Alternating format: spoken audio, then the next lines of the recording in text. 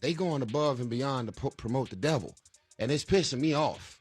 They going above and beyond to promote the devil, and it's pissing me off. Only God can judge me now. One shot, everything rides on two.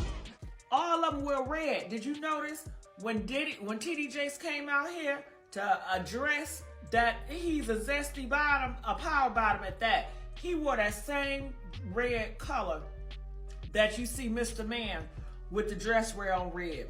Because it was his turn next.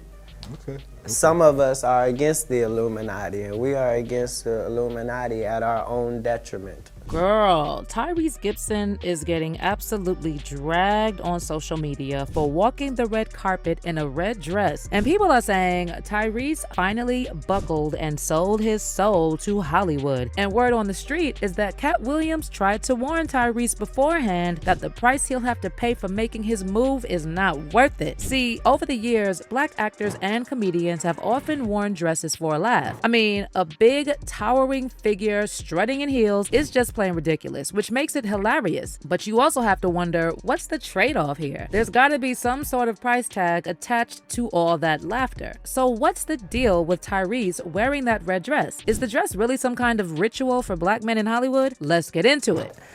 I don't really know how to complain because all of the people that I ever looked up to had to go through it too. Tyrese Gibson is making waves after he walked the red carpet at a film festival in Egypt wearing a bright red dress which he paired with a black blazer. And of course, it didn't take long before social media picked this up and accused Tyrese of doing a dress ritual and selling his soul to Hollywood. Someone on X said they done got Tyrese in a dress. His finances must have been worse than we thought, SMH. But others wondered if Tyrese was actually trying to honor the country he was visiting. One person wrote, "Could somebody help me understand why Tyrese is wearing a dress? I have a lot of respect for Tyrese. What's going on? Is this a dress or some kind of Islamic garb?" Now, regardless of whether this is an actual dress or not, there's been this ongoing narrative, some would call it a conspiracy theory, about how Hollywood makes black actors and comedians wear dresses as a way to humiliate them. All the way back in 2006, Dave Chappelle talked about this theory during his interview with Oprah and revealed he was pushed to wear a dress while working on a movie with Martin Lawrence. When I see that they put every black man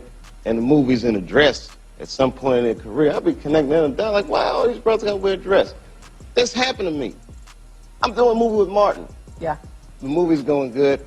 So I walk in the trailer. I'm like, man, this must be the wrong trailer because there's a dress in here. So Dave straight up told the producers he wasn't feeling the whole dress vibe because it didn't fit the scene and it made him feel uncomfortable. But then the director swooped in with a whole crew trying to pressure Dave into throwing on that dress. They all teamed up on him trying to make it happen despite what he was saying. That should have been in the discussion. What? You don't feel comfortable with it? I mean, it's a hilarious bit. All the greats have done it. So, well, if all the greats have done it, it's kind of hacky, right? You're right. So why don't we just not do it? Because I don't feel comfortable wearing a dress. Oh, come on, Dave, listen, we got it all set up. We were supposed to shoot. Every minute you waste costs this much money. You know, the pressure comes in. Huh. I'm not wearing no dress, man. I'm funnier than a dress. Just give me something funny to say. I don't need to wear no dress to be funny. The producers finally backed off when they realized that Dave couldn't be swayed. And Dave told Oprah they already had a different script on standby. So it turned out that the whole dress deal wasn't even needed. They just wanted to test if he'd cave in and say yes to it. But the minute it was clear, I was adamant. I'm not wearing a dress. I'm not wearing the dress. All right, fine. Think of something else. Guy comes back 10 minutes later. There's a whole new scene. Damn, how did you write the scene so fast? Now, when they later threw the question at Kevin Hart about Dave saying he was pressured to put on a dress, Kevin just shook it off and said that although it never happened to him, he never messed with something that could mess up his whole brand. I definitely haven't ran into to put on the dress. I mean, you know, you have to have boundaries. You have to have limits that you refuse to cross. At the end of the day, you got to know that you're a brand. Yeah. I'm a brand. You need to protect your brand at all times. But get this, a few years down the line, Kevin popped up in an SNL sketch in a dress, and almost immediately, his whole career skyrocketed. The same year Kevin wore a dress in the SNL skit, Katt Williams was promoting Scary Movie 5, and they threw the same question at him about the dress uproar. And Katt straight up laid it down, saying this Hollywood dress thing has been happening for ages, and that it all comes down to whether you choose to join the Illuminati or not. So, you know, some of us make choices. I think it's not a biggest choice for others. I'm saying at the end of the day, Kevin doesn't have to worry about what people are going to say about him wearing a dress because of the long line of dress wearing people before him. So now we had Big Mama's house 1, 2, and 3. Yeah. I've never seen Medea in a pantsuit. I think she wears dresses. So now I'm saying, why are we picking on poor little Kevin Hart? Because it was his turn next. Okay. Some of us are against the Illuminati, and we are against the Illuminati at our own detriment. When people are against the Illuminati, then they get punched in the face all the time. The press hates them.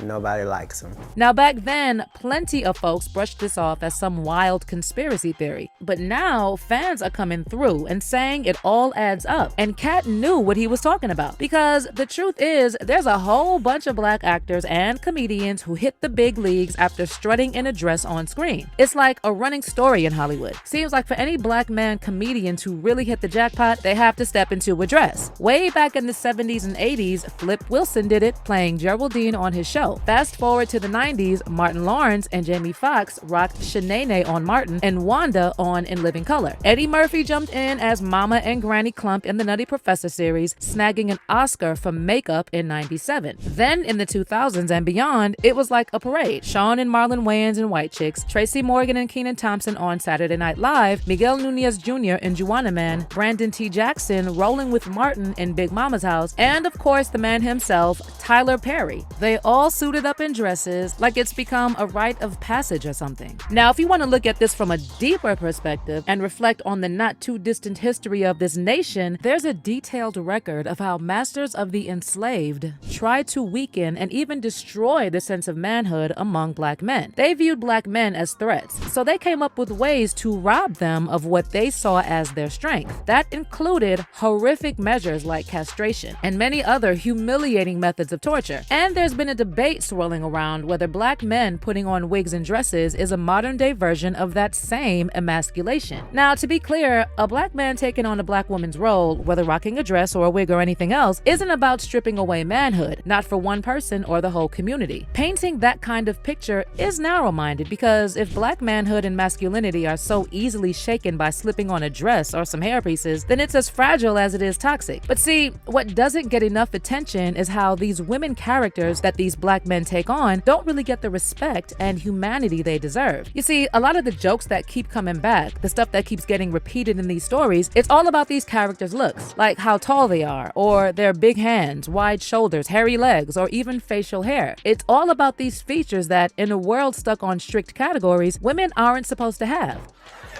You saying?